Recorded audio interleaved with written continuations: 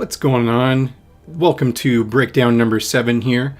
I'm joined by my lovely 2v2 partner, BC Wolfpack, who we will hopefully get some audio in for soon here on some live commentaries. But for now on this one, you'll see right at the beginning, just replying to some,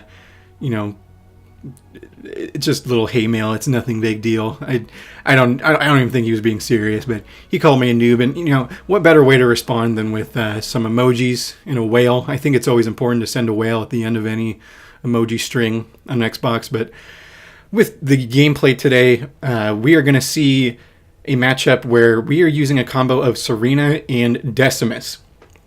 Now you might be wondering why we're using Decimus, and the big thing that I can tell you with Decimus is that using Pole is really viable when you're going against Serena. The ice cream truck can be a bit of a problem when you're trying to push up on it and take it out when it's already established. However, if you can use Decimus and get Pole, then you can get that ice cream truck out of its spot, and you can basically just use Decimus to snipe the leaders. So that's kind of what we go for here with Decimus. Now, I will say that there are some weaknesses to this combo. One being that it doesn't really work against Double Forge, quite frankly, because nothing works against Double Forge, at least as of this recording. By the time this goes up, I'm hoping that there's a hot fix, but as of this recording, there's still really no answer to the Forge Hog. But we were trying to, experiment and figure out ways that we could at least counter it if there's only one Forge Hog. And this is kind of what we came up with. So you'll see that I have Marines going out, getting supplies. I have a standard opener here, grabbing the Expo. And other than that, it's just kind of a standard opener here. Nothing too exciting here at the beginning. But you will see soon enough here that some pretty interesting engagements will show up in the middle of the map. I do like that on this map in particular, there are so many mini bases around us that if we need to get a couple more, let's say another generator, another supply pad, or even another barracks, if one of us or two of us are trying to double pump, we can grab those mini bases and have those instead of having to invest into a full-on expansion. So that makes Bedrock really, really great for this combo in particular.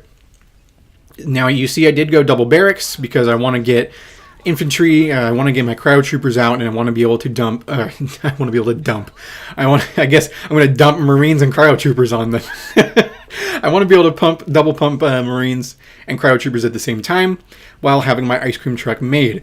You see it getting made right there, and we are at the 2 minute and 44 second mark. That's a pretty good time to start pushing up. Once you have your leader units made, you can start pushing up, getting control of the middle of the map, because you should have a handful of units and your leaders to put on some pressure. So while my leader is getting over there, because the ice cream truck is super slow, I'm going to sack this armory because I have the upgrade. And I'm gonna keep pumping my troopers, and we're gonna take that power node right there at the in the first one closest to us. And Brandon, you'll notice went over it, so that way I can capture it because I got cryotech advances, and that allows me to capture the nodes and put a freezy ring around them. And obviously, most people that play already know that, but for anyone that hasn't really played Serena much, it really helps with keeping node control because you can freeze those units and it takes them even longer to capture the nodes. So you'll see right here some ice barriers coming down from their Serena player. She's trying to freeze all of Brandon's units here, especially that Decimus, because she sees that coming up and knows that that's a formidable force. So the Forge Hog comes in, and I'm going to start dropping some barriers. I see that they're kind of trapped in the middle here, but I don't want them to be able to push up and hit us too hard, because we have the advantage here with our node with the freeze while they have freeze on theirs. So Brandon gets pulled back, ready to use, and he pulls over a Jackrabbit. We're just kind of trying to snipe out a couple of these units here and there, apply a little bit of pressure so they can't build up too much of an army. We're going to pull back again, to where we have the advantage, and we're just going to kind of keep picking at them here and there, keep pumping out our units, keep our economy rolling. And you'll notice in just a minute here, he's going to get pulled back again, and you'll see how this works as far as viability works with Decimus. So I have all my units ready, just with Brandon's here. You see the anvil round by the forge, and that's when we know to push. He wasted his anvil round on my ice cream truck, and we know, okay, we got to put the pressure on. We can hit forge because he already used his anvil round, and you'll notice the ice cream truck is retreating there. So now I get to freeze the Forge Hog with my Cryo Troopers. He's going to pull the Forge Hog in, and look how quickly we drop this Forge Hog. We're just going to start smashing it with everything that we have. I'm going to keep getting Marines and Cryo Troopers out, and look, he just rams it with some choppers, and it's out. It's done. That Forge Hog is out of the way, and now we know that we have the advantage. So we're going to push up the middle here. We're going to put some pressure on this ice cream truck, because that thing does not move fast. You can keep up with that thing with the slowest of units, but a beautiful Vortex Lightning here by Brandon drops the shields really quickly, and that allows us to get in front of this thing and really put a lot of pressure on it. Now, you do see some snipers coming out, but they overextend quite a bit to where we can just smack them around and catch them off guard. Excuse me. So we're going to keep pushing up here, and we're going to keep taking node control. I'm going to, in just a second here, I'm going to be sending a unit back to capture that the node in the middle, because we see some more snipers, and we're thinking, okay, if we push up now, we risk losing a lot of our army because they have counters to it. So we're just going to keep them from being able to put any pressure on us. He's going to try to get his choppers up there, but you see some more ice barriers from the Serena player. And then we see another Forge Hog coming in. That Forge Hog is going to destroy all my army really right there. I saw it coming, and I said, oh, here we go. There goes all my units. I'm going to pull back. But we get to pull in this Forge Hog again, and I'm going to trap this thing kind of away from, rendezvousing with all of the other units that are up there. That's where ice barriers really come in handy, is just kind of being able to cut off those units, especially when you're using Decimus and trying to snipe these leaders. But you'll see right here kind of the weakness right here. You'll see right here the weakness right here. Yeah, good job, Isaiah. Way to think about those words there, buddy. But nonetheless, you'll see the weakness here where Decimus can get outrun by the Forge Hog, obviously. Even when the Forge Hog is being slowed down, can get outran. So that's kind of an issue with this build again. It's not perfect. This was just something we were experimenting with, but it really worked in this scenario where we were able to establish an early lead by taking out that Forge Hog, and then this allowed us to basically just keep them on a single base or mini bases, but no expansions. Now, if we were smart, we'd be getting another base ourselves because we have all these units, we have map control, we have everything we need. So we really should be getting another base here, especially at, what is this, the 7 minute and 43 second mark. You got to have some sort of kind of expansion going here when they're trapped in their own main bases. But I'm going to get combat tech here for my Marines, because combat tech really helps keeping the ice cream truck alive, because that allows them to heal up any other vehicle or air units in the area, and that really helps in those bigger engagements where you may have like say Nightingales, but they bring in some anti-air.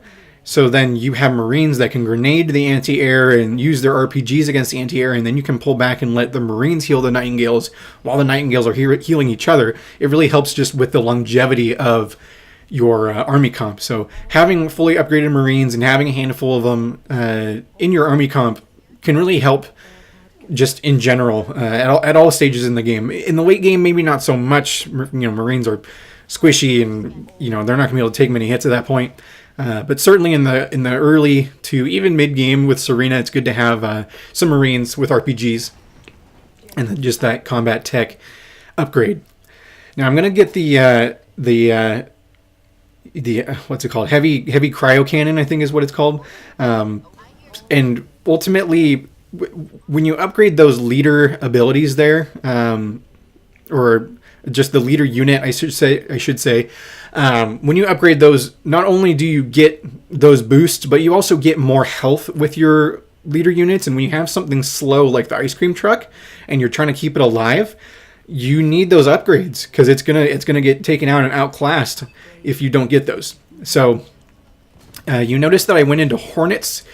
I saw that they had snipers, which means they were investing a little bit into some counter units for infantry, which, you know, it was a smart move. We had infantry rolling up, so they got counters, but what this allows me to do is get the air unit advantage, and I'm going to get some Frost Ravens over to start freezing their units even faster, because that's going to help in those bigger engagements where we're trying to, hold a Forge Hog down and try to get that out of the way quickly.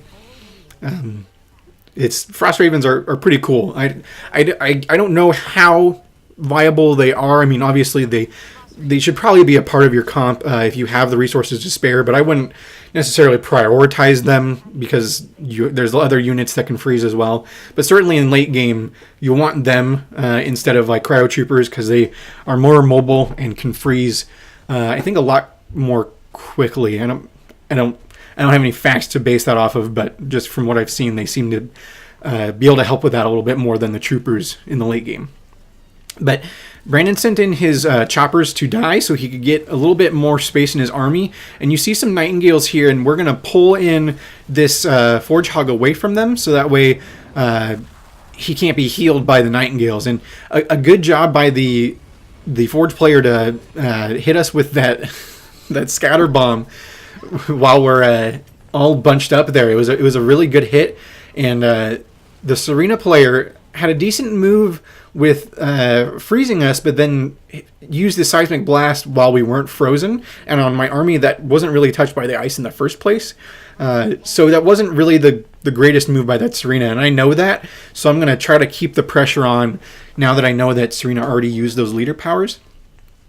But you see that Brandon's units are getting taken out a little bit here. They've got some stuff to really counter what he's doing. So I'm going to drop some ice barriers and try to keep them from pushing on Brandon's units too much, because we want to keep those Reavers alive. Obviously, Reavers are really weak right now when it comes to countering air. Even though they are anti-air, just right now, Hornets are really strong, and Reavers are just having a really hard time competing right now. But nonetheless, we do know that we want to be able to take out any Nightingales that they have and anything that they send in us as far as air units go, because we don't have any hard counters to them. Like, I'm not making Wolverines right now, so we do need something to counter that. But we basically have counters to everything right now. If they bring out vehicles, I have some Marines to grenade them, and then I have Hornets to hit them pretty well, and then I have the Frost Ravens to freeze them. So we can pretty easily counter anything that they throw at us right now, especially since we've had the tech advantage with the power nodes, and we're going to have pretty good map control here, so we're not too worried about it. So we're going to start pushing up a little bit. The ice barriers are still there, so we're just going to kind of stay in this area and see what they do, because with those ice barriers they have vision on us. But with this push here, we can kind of draw out some of their army a little bit and see what they're going to bring to the table. Now again, we still are working off of one base each. It's not a good idea. We should have expanded like a long time ago, like I said, around that 7-minute mark when we had control. And that is one critique here that I have, is that we really needed to get our expansions, and we're finally going to start grabbing them. That's why I brought it up. I remember from watching this gameplay from earlier that we do grab them around this point, but it should have happened a lot sooner. We could have basically ended this game already if we had just grabbed some expansions, gotten our economy rolling even more. But nonetheless, we still have the advantage. Forge Hog used his anvil round, but we're going to snipe out this guy. And another Seismic Blast there from the Serena doesn't really do much because we're not frozen. So I'm under the impression that this Serena really isn't super aware of how the Seismic Blast works. Now you'll see there that as I say that, I use it on something that's not frozen. However, I was under the impression that there wasn't going to be a Nightingale coming over there, so I was really hoping that I'd be able to just hit him with that Seismic Blast really quick and take him out. But a really nice job here. I mean, look at the damage there. or was that not Seismic Blast? I don't really know what happened. Either way, a great job here by the Serena and Forge player on the other team to really smack my army around. I lost a lot of my army there. However, I do still have a lot of the important units. I still have a Nightingale. I still have what are they called? Hornets in my ice cream truck, and I get crowd drop right there. So I'm going to pull back because you see the crowd drop from the other Serena. I'm not too worried about Scorpion tanks because I have counters for that. But that is bad for Brandon's army. So I'm going to try to put the pressure on the Scorpion tanks while he is kind of pulling back a little bit here. So that way I can get the focus fire here. So we're gonna drop one Scorpion tank, and then we're gonna drop this other one as well. Or at least I think we do. Either way, we're gonna make it really close. But then the Forge Hog comes in, and oh yeah, we're gonna drop this thing easy. The Forge Hog comes in again, and that anvil round again is kind of wasted. It's not really doing much there because he focused it on the Decimus only. So we're going to be able to just come up and start rinsing this Forge Hog, especially with, I have Air 2 upgrade, and, we just have that upgrade advantage I talked about in, what did I talk about that in? I think my old State of the Meta video I was talking about, that was during Season 4, I was talking about how having that upgrade advantage is really useful because you can have the same army comp, but because yours are more upgraded, you're just going to steamroll all over them. So it really helps in those bigger engagements. But right here we notice that Light Blue has expanded, and we can take this whole base off guard because we've already eliminated most of their units. So we can just keep putting pressure on them. I see a garage there, and I know that they're going Wolverines. It's a no-brainer. However, I do have the advantage because I guarantee that if he's just now getting out Wolverines, they are not upgraded. So if I keep getting out Nightingales and Hornets, I'm going to be able to keep my units alive and also take out any anti-air that he has. Now, you see that the Decimus beams are coming in here from Brandon. That's going to really help take out any Cyclopses that he had kind of lingering over. And we're just going to keep putting the pressure on him. Again, Vortex Lightning here from Brandon. It's going to take out another Wolverine, and we're just going to keep pushing up here. Now, to get away from the gameplay for a second, because you'll notice that we're just going to kind of keep putting the pressure on. To get away from the gameplay, as far as combos go, I'm curious what people are going to...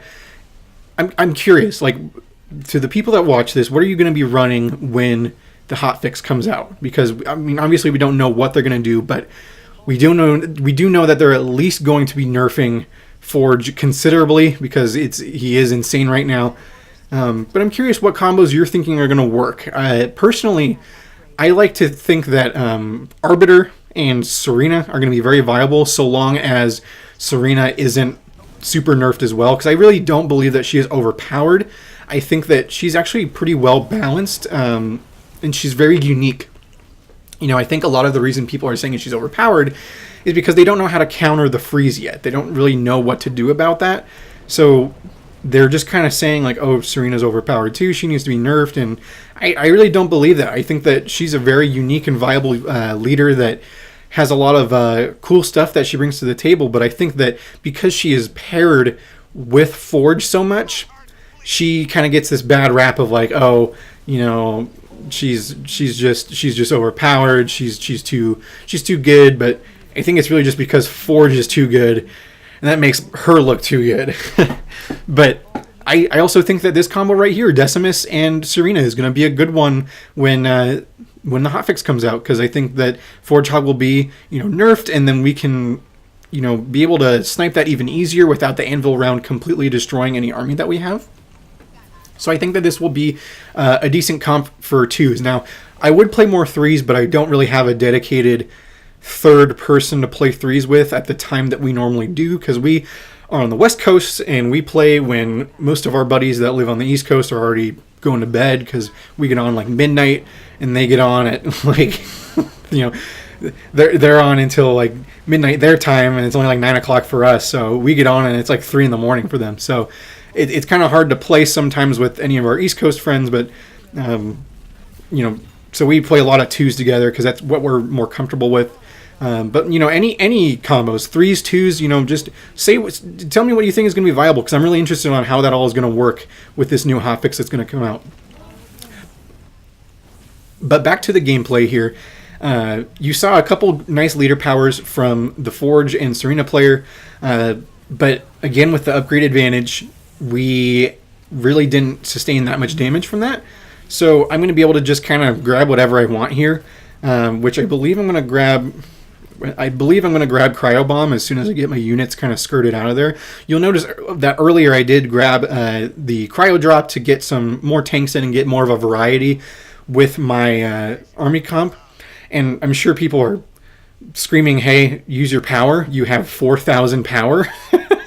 Again, another critique. I was not really paying attention. I was really focused on keeping the pressure on them and keeping them away from being able to expand too much, that I wasn't focusing on the power. But after that push down the middle of those mini bases there, you saw that one of them was eliminated, which means that they're self-destructing. They're done. You see enemy base destroyed. We basically just choked them out until they were down to single bases, and they didn't want to put up with it anymore. We had such a varied army comp that no matter what they threw at us, we were going to be able to counter it. So we're just going to kind of push over right here to Blue's base that hasn't been self-destructed yet, but we're gonna handle it no problem. Just a couple turrets, no units really to attack us, and the game's over at this point. So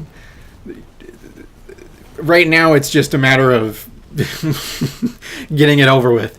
So I hope you enjoyed this breakdown. I know that some people out there would like to see some longer gameplays.